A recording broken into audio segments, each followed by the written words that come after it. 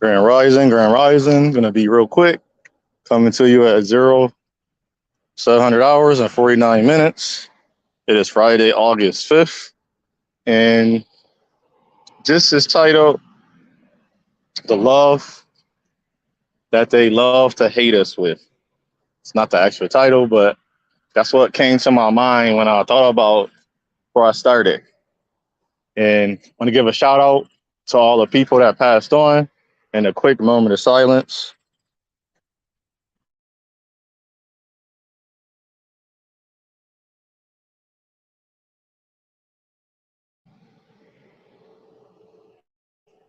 We here, brother. How you doing today? And I noticed throughout the media, and we give a shout out to all the people that passed on because I'm trying to make it quick and give everybody that flowers that here's the ones you love because you never know when the time may be. But what I notice in the media is always an attack. It's always an attack. You can't turn on the media and just see Black men being praised, good fortune. There's always something negative. There's never anything that uplifts, even on the platforms, the channels, the curators, and everybody else. It's like, where is the uplifting? Let alone, they don't even uplift the women. But then there's a woman empowerment, but it's not so uplifting because all the negative undertone. So example for Black men, we do this, but it's what we're asking of, we're saying, portray the negative stereotype less and show those videos, show those things that we do wrong. We always been chastised. We always been told we did it wrong. You know, my whole life I've been told I've done wrong, but nobody ever said what I've done good. And the crazy part, when you do good, it seems as, especially if you're engaging, because because being single and noticing things is different from being married but when you're courting a woman, and hopefully your woman are with you. But I even notice a lot of the men with women that's not even standing with them. They'll listen to other men and other women and other people, which is weird. To me, I feel as if we're always under that attack, what make you think you're gonna have these young Black men growing up, indigenous men growing up being strong? See, nobody won't say it, but I say it. A lot of our power comes from actually our women. Because I was watching this one platform kept saying about women and birth, like, why would the women want to birth? And it was a lot of white women, but then when the Black women chime in, it confuses me. Because I will think, well, if you're giving Brad or those white men, Middle Eastern and Puerto Rican men, all the Black woman energy, where do Black men energy come from?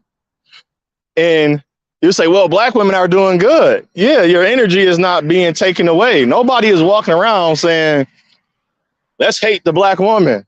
No, they're hiring Black women. They're putting Black women on the platforms and allowing them to talk.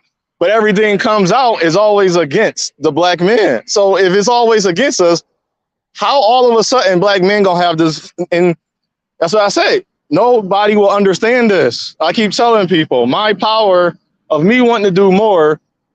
I start feeling better when I talk to my sisters, when I talk to my mother.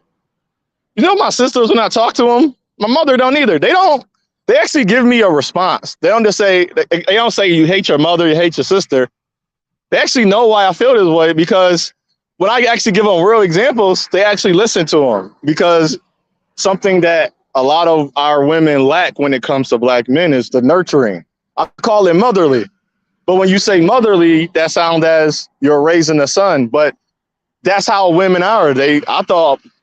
I know women without children are very motherly, and I met women like, why don't the children gravitate towards me? Because you're not being motherly. You're more of what you call the nanny. The nanny gives out orders or rules or try to make sure, and even some of them are motherly. You're the babysitter. you don't feel as a mother to them. And if black men don't feel the mother in a lot of our women.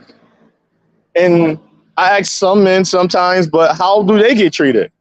The men that get treated the best are always the men that treat women the least. For the most part, if we go and do a survey, because I've talked to every type of women, a lot of my women interaction is not trying to get with them or trying to be with them or be on their platform. It's to see what they say about black men. And everybody keeps saying, you don't know the 21 million black women. But I do know the hundreds of thousands of black women that I've came across. They've done the same thing. And then when you meet the next one, they do the same thing. You meet the next one, they do the same thing. So how is that helpful to the powers and the energies and the vibrations of black men to be better? You want me to build, but if I go build a building, who's the building for? Is we sharing it with other race men? Are we sharing it with other black women or other black men? See, stuff is just blurted out because it's an echo chamber. Everybody got to link on and click on to what the next saying, because that's what get them the money, or that's what get them the views. But if in reality, if we all about truth, the reason a lot of black men are not doing, because they don't have nobody to go home to. I would never expect my son to be great for 50, I'm 40. For 40 straight years to be great, not get in trouble and not do certain things and not have a woman or a figure of a woman in his life.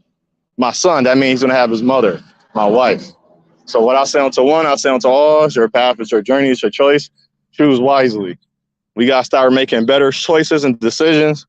And also, I would love for the platform to talk about the actual discussions that would really help us. Shalom.